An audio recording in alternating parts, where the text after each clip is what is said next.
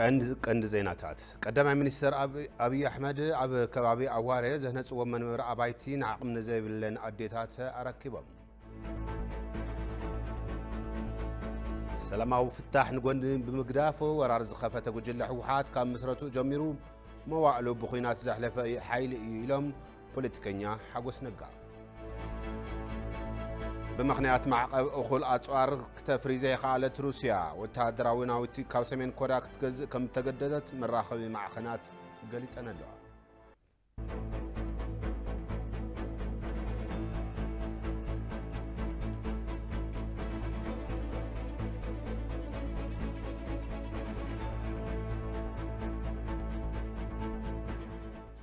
عندنا اللي خورات تملكتنا نايز علت معد زيناتات حزنا لكم قريبنا لنا عبرها كاسام ساخم قصان حت كبريا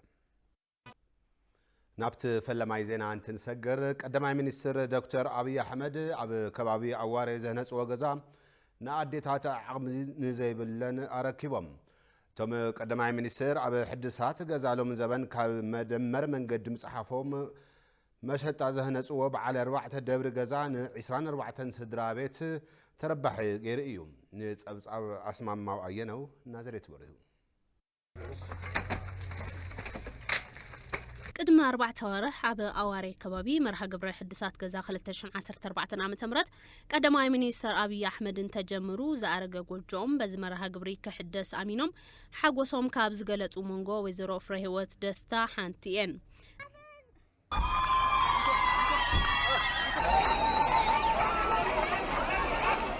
إذا بعد 4 دبر هنتات ريت حليو أبوش توارح تزازيمو قدماي منستر أبي أحمد نعدتاتن عقم زي بلومن نركبهم يوم.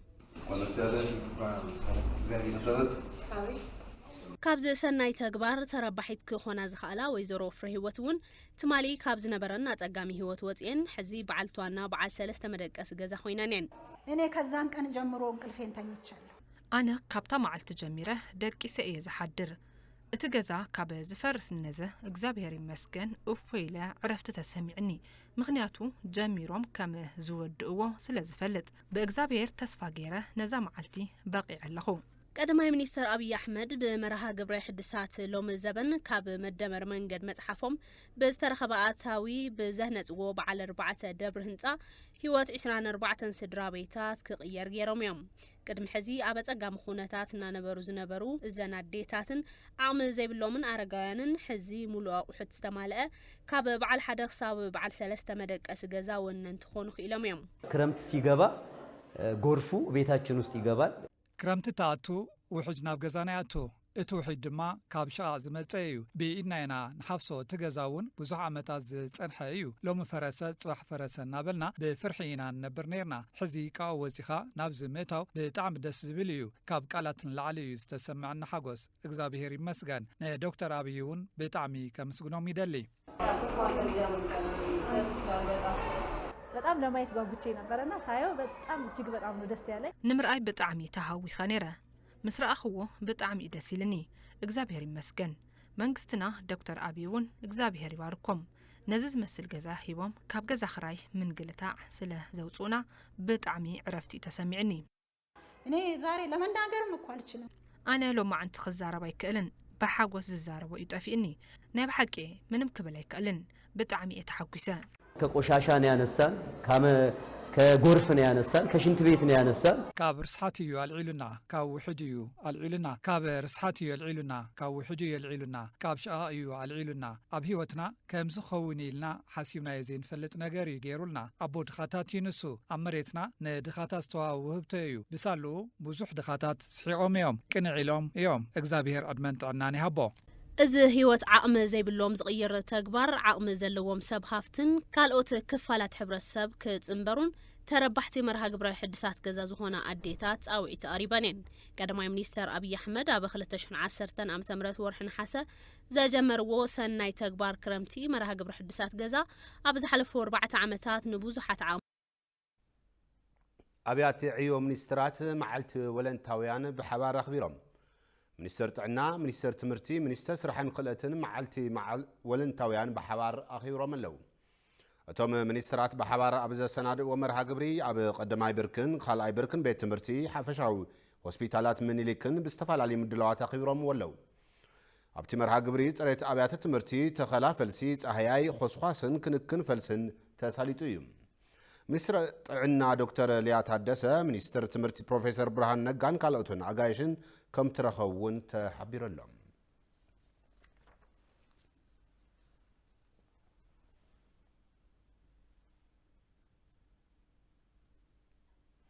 ሓደ ጳጉሜን መዓልቲ ወለንታውያን ይኽበረሎም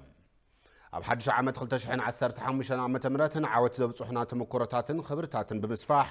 ዘንጸላልና ፈተናታት ብዓወት ምውጻእ ዘኽእሉ ዕድላት ብምፍጣር ኩሉ ኢትዮጵያዊ ከም ዝቕበል ቤት ጽሕፈት ቀዳማይ ሚኒስትር ጻውዒት ኣቕሪቦሎም በብብርኩ ዝርከቡ ትካላት ፌደራል ከምኡውን ኣብ ክልላት ኣብዚ ጉዳይ ዝጠመቱ ተግባራት ከም ዝፍጽሙ እውን ተገሊጹ እዩ ሃገራዊ ዕውትነት ከም ስንቂ ብምጥቃም ኩሉ ዜጋ ኣብ ሓድሽ ዓመትን ክለዓዓል እቲ ቤት ጽሕፈት ጻውዒት ኣቕሪቦሎም ጳጉመን ብምድማር ብዝብል መሪሕ ቃል ሓደ ጳጉመን መዓልቲ ወለንታውያን ብምዃኑ ይኽበር ከም ዘሎ እውን ተገሊጹ እዩ 2 ጳጉሜን መዓልቲ ፍረይቲ 3 ጳጉሜን መዓልቲ ሰላም 4 ጳጉሜን መዓልቲ ተገልገልቲ ከምኡውን 5 ጳጉሜን መዓልቲ ሓድነት ብዝብል ክኽበር ምዃኑ እውን ተሓቢረሎም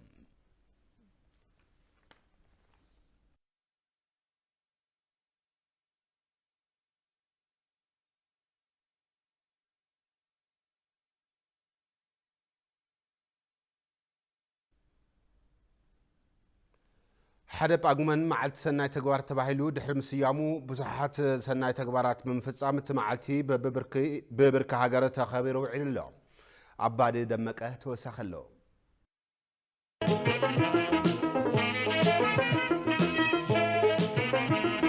ንምስንባት ሒደት መዓልትታት ዝተረፍዎ 2014 ዓመት መዓልትታት ጳጉሜን መዓልቲ ሰናይ ተግባር መዓልቲ መፍርያይነት መዓልቲ ሰላም መዓልቲ መገልገላይነት መዓልቲ ሓድነት ብዝብል ሽም ካብ 1 ክሳብ 5 ጳጉሜን ብዝተፈላለዩ ተግባራት እናተኸብረ ይርከብ ብመዓልቲ ሰናይ ተግባር ዝተሰየመ 1 ጳጉሜን ምኽንያት ብምግባር መልእኽቲ ዘመሓላለፉ ቀዳማይ ሚኒስትር አብይ አሕመድ ዓለም ጸኒዓ ጠጠው ክትብል ዝኽኣለት ንኻልኦት ብዝግበር ሰናይ ተግባር እዩ ክብሉ ገሊጾም እቶም ቀዳማይ ሚኒስትር ኣብ ማሕበራዊ ምትእስሳር ገጾም ኣብ حلالفو ملختي ገንዘብና ፍልጠትናን ጉልበትናን ንዘድልዮም ወገናት ካብ ምውዓል ንላዕሊ መግለጽ ምፍታሕ ሃገር የለን ኢሎም ድሕሪ ለውጢ ኣብ ማሕበራዊ ሓላፍነት ማሕበራዊ ጸገማት ምፍታሕ ከም መምርሒ ምትግባሩን ገሊጾም ምክፋል ማዲ ትሑታታው ዘለዎም ምስራሕ መንበር ገዛ ዜጋታት ምህናጽ ኣባይቲ ትምህርትን ትካላት ጥዕናን ምሕራስ ናይ ዝተጸገሙ ሓረስቶት ግራውትን ከባቢ ሓምለዋይ ምግባርን ከም ባህሊ ንኹሰድ ከም ዝተሰርሐውን ኣዘኻኺሮም ሚልዮናት ናይ ዝተሳተፍቱ ኮይኖም ዝበሉቶም ቀዳማይ ሚኒስትር ካብ ህጻናት ክሳብ ሽማግለታት ባህሎም ከም ዝገበሩውን ኣፍሊጦም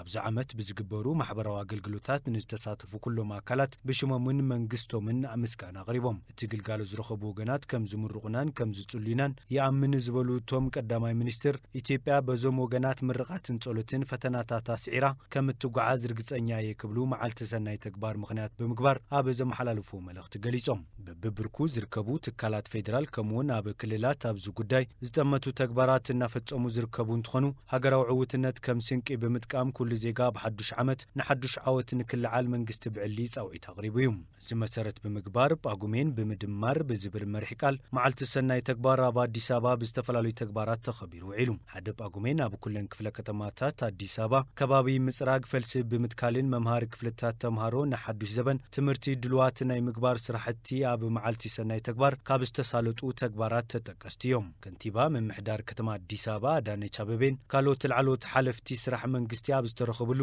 ኣብ ቤት ትምህርቲ ጥቁር ኣንበሳ ተረኺቦም መዓልቲ ሰናይ ተግባር ብዕላ ጀሚሮም እዮም መዓልቲ ሰናይ ተግባር ዓመት ሙሉ ብወለንታ እናካይድናዮም ዝነበሩ ተግባራት ንዛዝመሉ መዓልቲ እዩ ዝበላ ከንቲባ ኣዳነች ኣበቤ እቲ ዕለት ልዕሊ ኩሉ ግብረ ራዕዲ ሕወሓት ዝኸፈተልና ኩናትን ህላውና ንሰላምናን ንሉዓላውነትናን ሂወቱ ብምሃብ መስዋዕት እናኸፈለ ዝርከብ ሰራዊት ምክልኻል ከምኡውን ጥምር ጦር እናሃቡ ዝርከቡ ዝዓበዩ ስለ ዝኾነ ምስጋና ይግብኦም ኢለን 952 መንበር ኣባይቲ ሓገዝ ንዘድልዮም ወገናት ኣብ መዓልቲ ሰናይ ተግባር ከም ዝተመሓላለፈ ዝሓበራተን ከንቲባ ኣብ 2014 ዓ.ም ፈጸምቲ ሰናይ ተግባር ብምትሕባር ብብር 2.1 ቢልዮን ቅርሺ ወጻኢ ን8000 መንበር ኣባይቲ ምህነጽን መሐደስን ከም ዝውዓለ ገሊጸን እቶም መንበር ኣባይቲ ንልዕሊ 37000 ትሑታታው ዘለዎም ሽማግለታት ጉዳት ኣካላትን ተልዓልቲ ልምዓትን ዝኾኑ ተረባሕቲ ምዃኖም ተሓቢሩ እዩ ብልዕሊ ብር 1 ቢልዮን ወጻኢ 24 ፋብሪካታት ባኒ መናጾም ዝሓበራ ከንቲባ አዳነች አበቤ 106 መሸጢ ማእከላት እውን ግልጋሎት መሃብ ምጅባሮም እውን ጠቂሰን ኣብ መዓልቲ 30,000 ጽጉማት ወገናት ኣብ 13 መመገብ ማእከላት በብመዓልቱ እናተመገቡ ከም ዝርከቡ እውን ከንቲባ አዳነች አበቤ ኣብ መዓልቲ ሰናይ ተግባር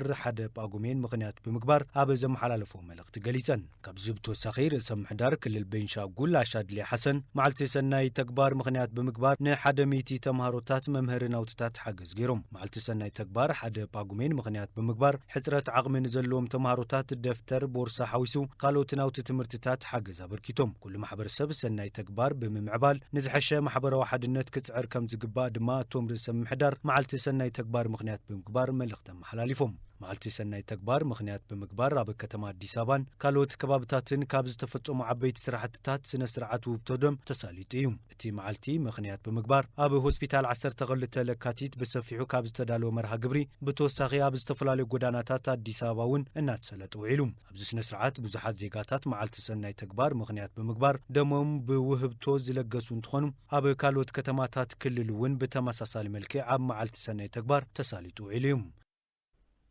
ኢትዮጵያውያን ኣብ ሓድሽ ዓመት ዝሓዝናዮ ራእይ ንምዕዋት ብሓድሽ መንፈስ ስራሕ ንቅድሚት ክንጓዓዝ ይግባእ ክብላ ሚኒስትር ስራሕን ክእለትን ወይዘሮ ሙፈርያት ካሚል ጻውዒት ተቕሪበን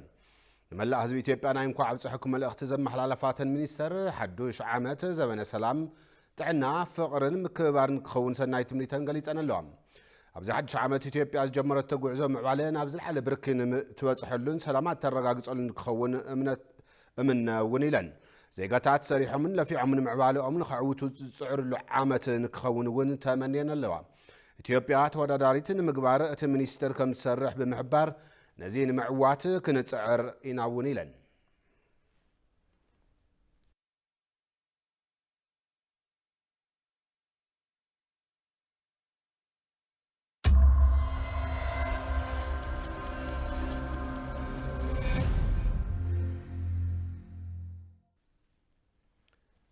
هذا ما خبرات تملكتنا دهب ياسين أبزي أب استوديو تركب أبزي حلفو 24 ساعات بمحبر أو ميديا انتهي تفصيمون انتهي حدش نجارات نيرو من زبل زرزر كله عيو دهب قع بسلامة أخي قع سلامة أنا أبراهام استي أمنتهي تملكتنا اختاروا من الآخر هو أبزي حلفو 24 ساعات لومي مالتي استفدسمو عبيتي أجندات اتحادة معلتي باقومين عمل كيتو زتجبره سناي تكباريو سناي تكبار زي بزحات سبع سلطانات بزحات مينسترات تساتفهم اليوم مكتل كنتيبا كتما أديس أبابا وزيرو عدنش أبابي حاويسو كالوت مينسترات تمرتي مينستر تاع الناس تساتفلو معلتي سناي إيو توجينو زي معلتي زي باستفلالي سرحتي إيو توجينو بيت تمرتات بمسندا كم أون أبستفلالي هوسبيتالات ون صريت بمكياد كم أون أرجاويان شماغلتات بمحجاز سناي تكبارات توجينهم يوم زوم سناي تكبارات زياتهم كالوت محبرسب كقتلهم من كم بهل جيرو حزوم من دما يوز كزوتر كم زقبائنا نحنا وكم حساب نقربو زمالت حجز نزد اليوم وجنات حجز بمهاب كم بهلي تأتاتيو أبوشتنا تأتاتيو مالتيو أب عمد حدا شع راح زي كونس بب معلتو 300 حموشتن علاتات أبزلوا بب معلتو كم بهل انتحزنايو أقبت نيا أمرو كم زكا علينا نحنا ونرينا يزلنا أبراهام تي كال أي أجندنا زخون دما كم زغلصل كعربي مالتيو صبو نافتي كال أي أجندا نتن كاي دما جوجل حوحات زل والسند شلي خزوات السند بزملكتيو زي سند زي جوجل حوحات حزوات أنحى بالعلي سلام دابله كوينو جنا نخينات زنبرو مسندا زق على سنديو السند زي جوجل حوحات مزتفلاليو ناوشتن ان يدغن جبرار عداويان بمتحببار امارات سلام تحاسيمو نخينات زشباشبلو كم زقني يشباشب كم زقني لمحبرسب عالمون دلاي سلام مسيدو بمقرب سلام تحاسيمو كن سلام تدلي امسيلكا نبعلخا زلو صقامات بسلام نفتح امسيلكا اب صقام كونكا نبعلخا كوينات ديسكور كوينات يقبر صاني حكوج اللي حوحت مالتيو زون زنبرو دردر سلام كلهم تحسيمو زنبرو دردرات سلام كلهم رقيصو اب كوينات يدالو خمس زنبره السند زملخت بتوسخي مس جوجل رعدي الشاني بحباري سرحو خمس زنبرون ዘመላኽት ነገራት ኣብቲ ሰነድ ተቃሊዑ እዩ ብተወሳኺ ኣብ ትካላት መኻዝን ሰብኣዊ ሓገዛት ዝነበሩ ኩሎም ነገራት ናብ ኩናት እንዳተጠቀመሉ ከም ዝጸንሐን እዚ እውን ዓለም ለኸ ሓገዝቲ ንህዝቢ ትግራይ ብሓገዝ መልክዕ ዝቐረቡ ኩሎም ሓገዛት ንኩናት ክጥቀመሉ ከም ዝጸንሐ ኣብቲ ሰነድ ተቃሊዑ ኣሎ በዚ ጥራሕ ኣይኮነን ጉጅለ ራዕዲ ሕወሓት ንሰላም ከም ዘይሰርሕ ኮይኑ ግና መንግስቲ ፌደራል ንምውዳቕ ብቕልጽምና ጥራሒና ትግራይ ናብ ሰላም ክንከይድ ኣይንደሊን ብቕልጽምና ጥራሒና ንትግራይ ሓራ ክነውፅእ ዝብል እውን ኣብቲ ሰነድ ተኻቲቱ እዚ እውን ብኣብዝሓ ጠመተ ከም ዝገበረሉን ዝረአየ ነገራት ኢና ኣብቲ ሰነድ ወፂኡ ሸሊኹ ወፂኡ ዘሎ ሰነዳት ዳህሲሱ ዘሎ ማለት እዩ ብርሃን እምበኣርክስ ዳህብያስን ንዛብኽና ኣብ ዝሓለፈ 24 ሰዓታት ኣብ ማሕበራዊ ሚድያ ዝነበሩ ዳህስሳት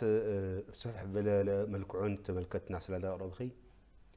ብሽም ተመልከቲ ክነመስነኪ ይቐኒየልና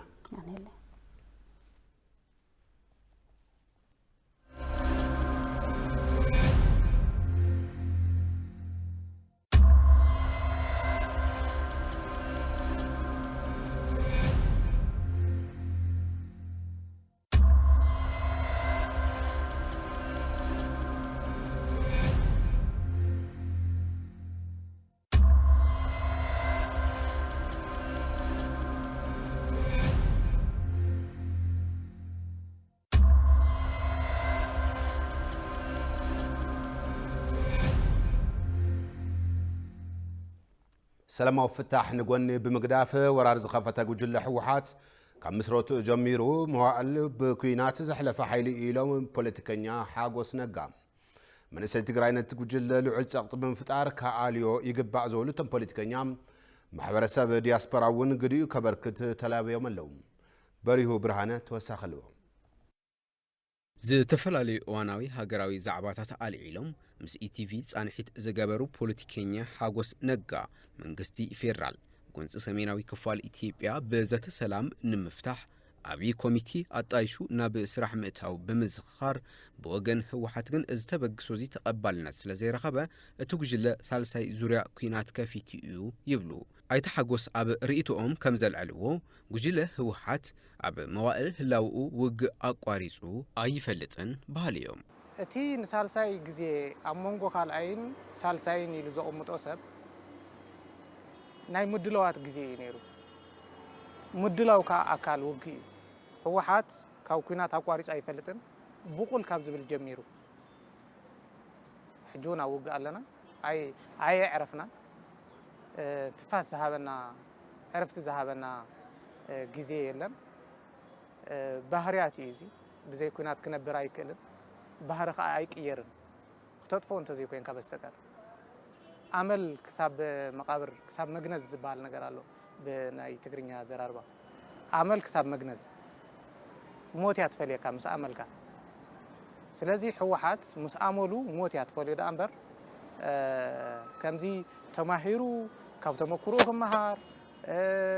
ካብ ሞቱ ክመሃር ፍጽም ኣይክእልን ስለዚ ባህርያት እዩ ካብ ኩናት እንተወፂኡ ለክዕ ከምቲ ዓሳ ካብ ባሕሪ ወፂ ክነብር ዘይክእል ህወሓት ካ ካብቲ ናይ ኩናት መሐመሲ ገንዳ ክወፃ ኣይክእልን እዩ ዘርዝረለይ እንተይልካኒ ዕድመ ልክዑ እዩ ምስ ደርጊ ምስ ኤርትራ ምስ ሶማልያ ምስ ጀብሃ ምስ ኢዱ ምስ መን يمو خبلك حجون مس بعلو مس منغستي ኢትዮጵያ مس ህዝብ ኢትዮጵያ ህወሓት ካብ ኩናት ማእዚ ወፂ ዝፈልጥ ብምኽንያት እቲ በበመዋዕሉ እናተኻየደ ዝመጽእ ዘይተቋረጸ ኩናት ህዝብ ትግራይ ንዝዓመቐ ማሕበራውን ቁጠባውን ቅልውላው ከም ዝተቃልዐውን ኣረድዮም ኣለዉ ኮሙንተ ዘይኾንስ ትግራይ ከምዚ ኣይማዕነወት ካብ ቀደም ከምዚ ወለደታት ትግራይ ከምዚ ኣይምጸነተን ዘዝጎበዘ ዘዝተምሃረ ናው ኩናት ስለዚ ንሕና ዕድመ ልክዕና ኣብ ኩናት ዘለና ዝነበርና ኣካላትና ሰባቲና እታ ክልል ካብ ኩናት ወፂ ኣይትፈልጥን ህዝብና ካብ ሞት ይዕሪፉ ኣይፈልጥን ሕጂ እውን ይቕጽለሉ ኣሎ ህወሓት ብዝቐጸለ ቁጽሪ ኩናት ኣሎ እቲ ሞት እቲ ዕንወት እቲ ህልቂት ኣሎ መናእሰያትን ኩሉ ክፋል ሕብረተሰብን ትግራይ ብዝለዓለ ብርኪ ኣብ ልዕሊ እቲ ጉጅለ ጽዕንቶ ክፈጠር ይግባእ ዝበሉ እቶም ፖለቲከኛ በዘቢሉውን ህዝቢ ትግራይ ውሕስ ሰላማዊ ህይወቱ ከረጋግጽ ጸዊዖም ኣለዉ። መንእሰይ ትግራይ ይኹን ህዝቢ ትግራይ ነዚ ኩናት እዚ ኣይደልዮን። ሰላም እዩ ዝደሊ፣ ልምዓት እዩ ዝደሊ፣ ዕብየት እዩ ዝደሊ። ኩናትን በሰላታቱን ርእይዎ እዩ። ትግራይ ምስቲ ዘሎ ናይ ጻዓርዓር ተመክሮ ጻዕራም ህዝቢ ብባህሪኡ ናይ ምዕባይ ኣድቫንቴጅ ኣለዎ፣ ናይ ምዕባይ ዕድል ኣለዎ። ስለዚ ህዝቢ ትግራይ ዘድልዮ መንእሰይ ትግራይ ዘድልዮ ምስ ጎረባብቲ ክልላትን ምስ ጎረባብቲ ሃገራትን ሰላም ገይሩ ዘንብር መሪሕነት እዩ ዘድልዮ። ስለዚ ንሕወሓት ኣይፋል ክብሎ ኣለዎ። ምስ ሕወሓት ተሰሊፎም ዘለዉ ክወፁ ክኽእሉ ኣለዎም ካብ ሕወሓት ከም ዘይጠቕሞም ክፈልጡ ኣለዎ። ካልኦት ክልላት ህዝበን መንእስያተን ክቕንሳ ይኽእላ እየን በዚ ኩናት እዚ ክቕንሳ ይኽእላ እየን ሜቢ። ትግራይ ግን ትጸንት እያ ዘላ። መንእስያት ትግራይ ግን ይጸንቱ እዮም ዘለዉ። ኣብዚ ልቢ ክበሃል ኣለዎ። መንእሰይ ካልእ ክልል እንተጎደለ ንሃገሩ ክብል ትግራዋይ ግን ዝጸንት ኣብ ክንዲ መን ኣብ ክንዲ ምንታይ ኣብ ክንዲ ናይ ስብሓት ኔትወርክ ኣበይ ስብሓት ኣብ ክንዲ ናይ ውልቀ ገበነኛታት እንዳፈለጠ ናብ መጻወድያ ዝኣቱ የለን። ስለዚ መንእሰያትና ከይፈለጡ ከይተረድኦም ናብ መጻወድያ ይኣትዉ ኣለዉ። ደሓኑ እዩ ናተይ መልእኽቲ።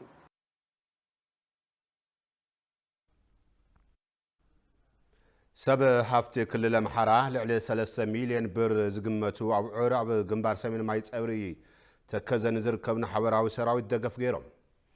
ጉጅለ ግብረ ራዕዲ ሕወሓትን ሳልሳይ እዋን ዝኸፈተ ወረራ ንምምካት ኣብ ዝግበር ርብርብ እዩ እቶም ሰብ ሃፍቲ ደገፍ ዝገበሩ። እዋናዊ ኮሚቴ ሰብ ሃፍቲ ትክልል 100 ዝሃጠሩ ኣዑር ደገፍ ከም ዝገበረ ተገሊጹ ኣሎ። ኣተሓባባሪ ሎጂስቲክ እቲ ኮሚቴ ኣይተ ሙሉጌታ ቢያዝን እቶም ሰብ ሃፍቲ ነቲ ሓበራዊ ሰራዊት ንምሕጋዝ ወለንታውያን ከም ዝኾኑ ገሊጾም ኣለዉ። ስለዝኾነ ኣብ ቀጻሊ ኣልባሳት ፍራሽን ካልኦት ናውትታትን ደገፍ ንምግባር ምድላው ከም ዘለውን ተዛሪቦም ኣለዉ።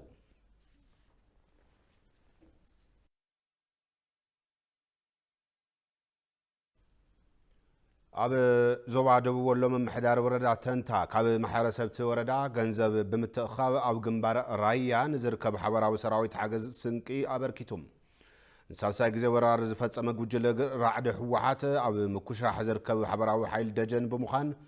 ልዕሊ 350,000 ብር ዋጋ ዘውፅኡ ዝሕረዱ እንስሳትን ካልኦት ሓገዛትን እዩ እቲ ምምሕዳር ዘወፍየ። ኣብቲ እዋን ስነ ስርዓት ርክብ ኣማሕዳሪት ወረዳ ኣይተ መሓመድ ሰይድ ከም ዝበልዎም ሓገዝና ተጠናኺሩ ክቕጽል እዩ ኢሎም ዝተገበረ ሓገዝ ዝተረኸቡ ኣመሓዳሪ ኣብቲ ዝተገበረ ሓገዝ ዝተረኸቡ ኣመሓዳሪ ዞባ ሰሜን ወሎ ኣይተ ጋሻው ኣስማሜ እውን ዝተበርከተ ሓገዝ ንሰራዊት ምክልኻል ዓብዪ ዓቕሚ ዝፈጥር እዩ ኢሎም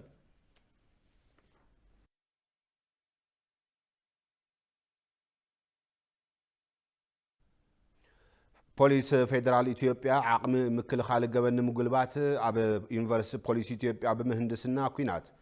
ብቁፅፅር ሓደገኛ እጽዋትን ብኣተሓዛዝ ሰልጠኑ ኣኻልብ ዘሰልጠኖም ኣባላት ፖሊስ ኣመሪቖም።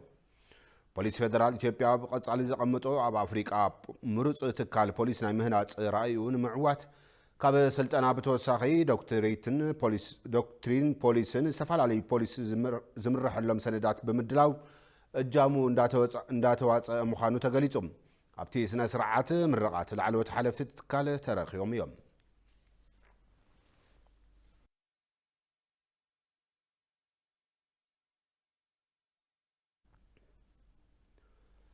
ተሻዓይ ዓለም ለኸ ጉባኤ ፖሊስ ኣብ ኣዲስ ኣበባ ይካየደሎም። እቲ ጉባኤ ኣብ ለውጢ ከባቢ ኣየር ኣብ መሰልን ተሓታትነትን ህፃናት ኣፍሪቃ ትኩረት ገይሩ እናተኻየደ ከም ዝኾነ ተሓቢሩ ኣሎ። እቲ ጉባኤ ኣብ ኣፍሪቃ ጽዕንጦ ለውጢ ንብረት ኣየር ንምክልኻልን ምላሽ ንምሃበን ኣብ ዘድልዩ ፍልፍላት ገንዘብን ፖሊስታት ቁጠባን ኣድላይነቶም ንምርኣይ ዝዓለመ እዩ ተባሂሉ ኣሎ። ሚኒስትር ደቂ ኣንስትዮን ማሕበራዊ ጉዳያትን ዶክተር ኤርጎጌ ተስፋዬ ኣብ መኽፈት እቲ ጉባኤ ኣብ ዝገበረኦ መደረ ብምኽንያት ጽዑንቶ ኸባቢ ኣየር ህፃናት ኣፍሪቃ ሓለዋ መሰል ጥዕናን ትምህርትን ናይ ምርካብ መሰሎም ከም ተጣሓሰ ገሊፀን ኣለዋ። ተሳተፍቲ እቲ ጉባኤ ዝተፈላለዩ ሚኒስትራት ሃገራት ኣፍሪቃ ሓለፍቲ ውድ ስራሕ ውድብ ሕብራት መንግስታትን ሕብረት ኣፍሪቃን ሰብ ሞያ መሰል ህፃናት ትካላት ሲቪክ ማሕበራትን ከም ዝኾኑ ዝረኸብናዩ ሓበሬታ ረድእ።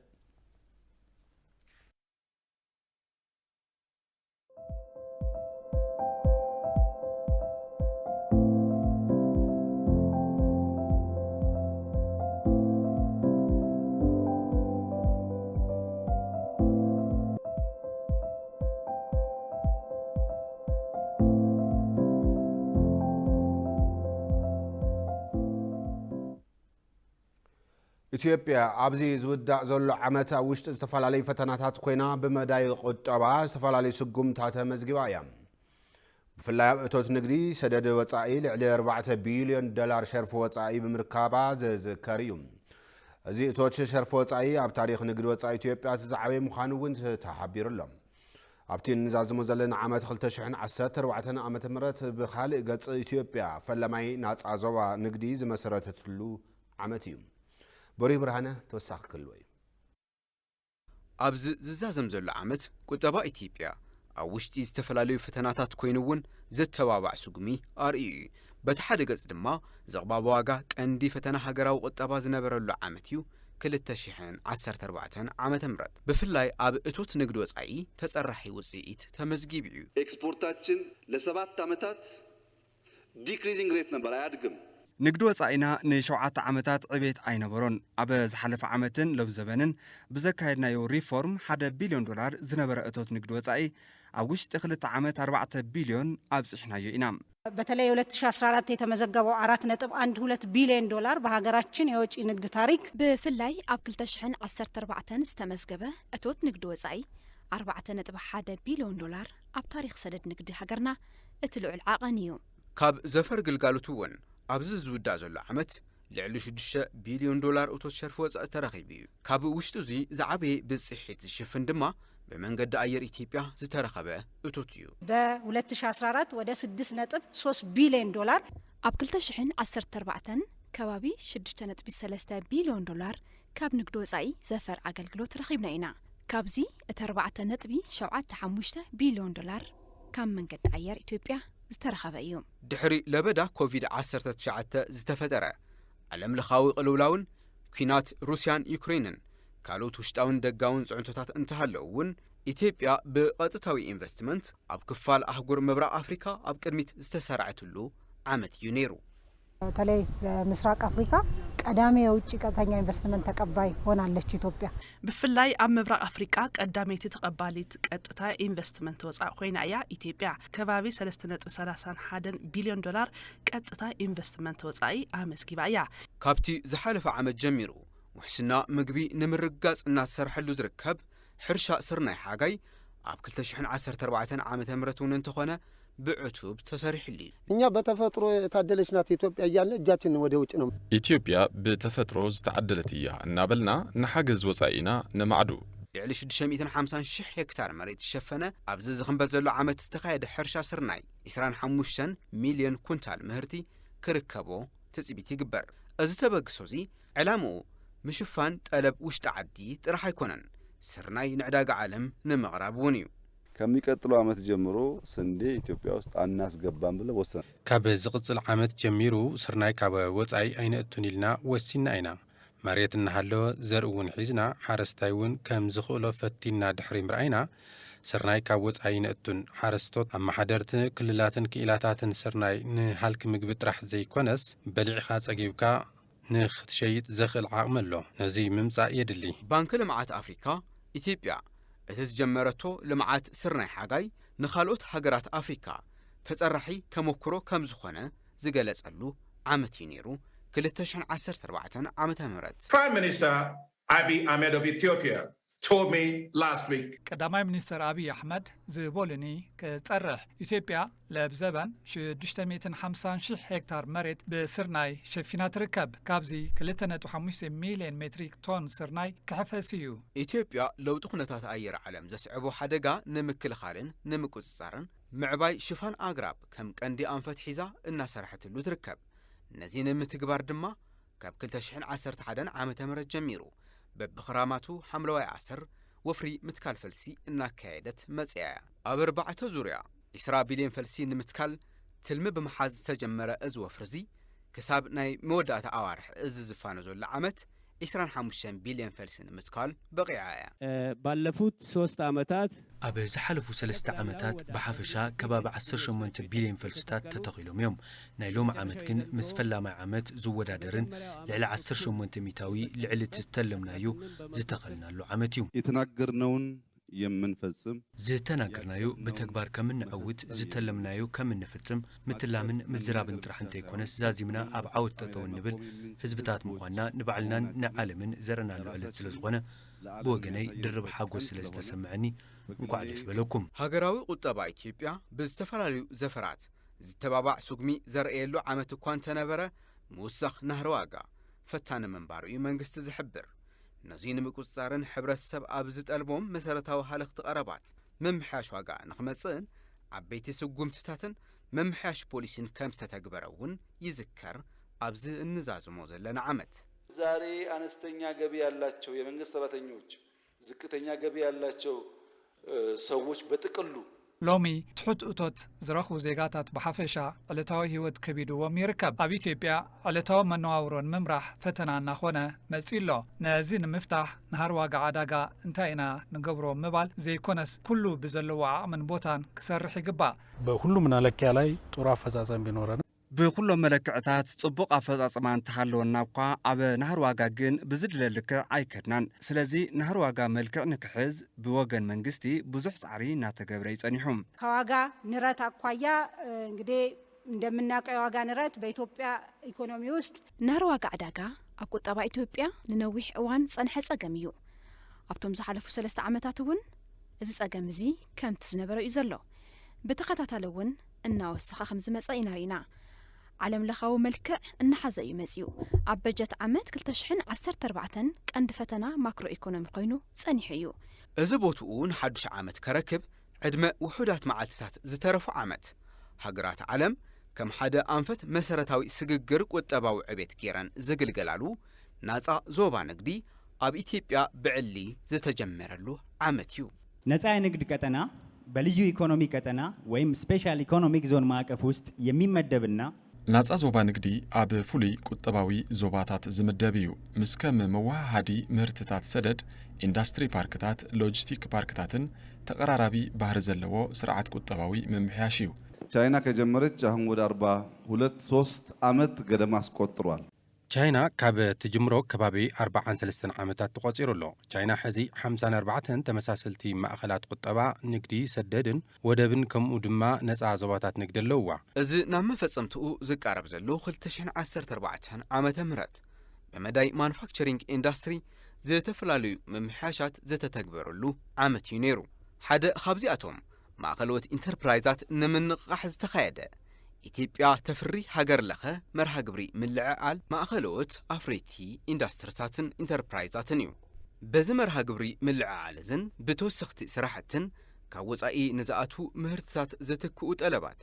ኣብ ውሽጢ ዓዲ ዝፈሪሉ ዓቐንን ዓይነትን ክዓቢ ከም ዝኸኣለ ዝተገለጸሉ ዓመት ኮይኑ እዩ እናተዛዘመ ዝርከብ ቦትኡ ንሓዱሽ ዓመት 2015 ዓመተ ምህረት ንኸረክብ ዝቃረብ ዘሎ ዜና ውፃኢ ሩስያ ሰሜን ኮርያ ንሩስያ ኣጽዋር ትሸጠላ ከም ዘላ ተገሊጹ ብምኽንያት ማዕቀብ እኹል ኣጽዋር ክተፍሪ ዘይከኣለት ሩስያ ወተሃደራዊ ናውቲ ካብ ሰሜን ኮርያ ክትገዝእ ከም ተገደደት መራኸቢ ማዕኸናት እናገለጻ ይርከባ ካብ ማእኸል ስለላ ዝተረኸበ መረዳእታ መሰረት ብምግባር ኒውዮርክ ታይምስ ዘዘርግሖ ሓበሬታ ሩስያ ብሚልዮናት ዝቁጸር ተተኮስትን ሮኬታትን ካብ ፒዮንግያንግ ከም ዝገዝአት የመላኽት እቲ ኩናት እናቐጸለ ብዝኸደ ቁጽሪ ሩስያ ተወሰኽቲ ኣጽዋራት ካብ ሰሜን ኮርያ ክትገዝእ ከም ትግደድ እውን እናተሓበረ እዩ روسيا كاب إيران جزءتن فلامة تحدث درونات أبز حلف سومن كم التركبتن تقليت نيرم بزوح معقبات معربيان صعنن سمين كوريان إيرانن مس روسيا زلون ركب يحيل اللو تباهيلون اللو بتخوينات أمريكا زنقف سرعة سمين كوريا أب عبلالنت استمركوس بوليسي معربيان روسيا حيل كم زجددا يقلص بوتين ون بتمساسالي كلتين هاجرات ركبن كم زت أخرى مجلاسو BBC صبتي بولهم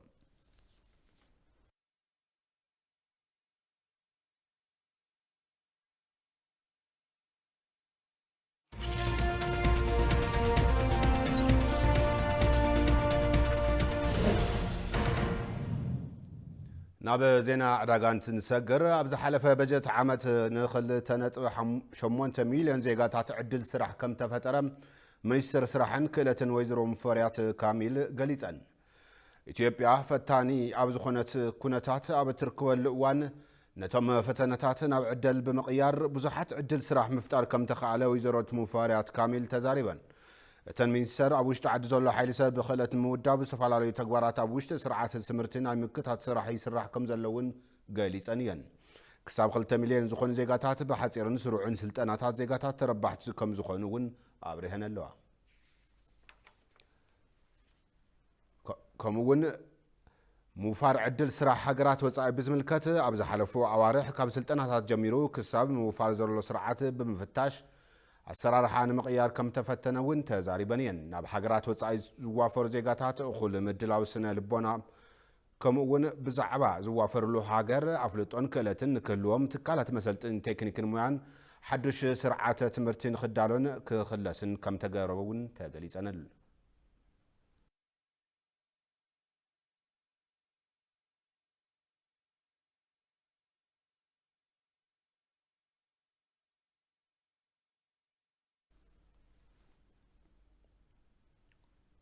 خورات تملكتنا هزدما صبصبات سبورت نسمعلو ساعات بصحنا لنا تخاتينا الملس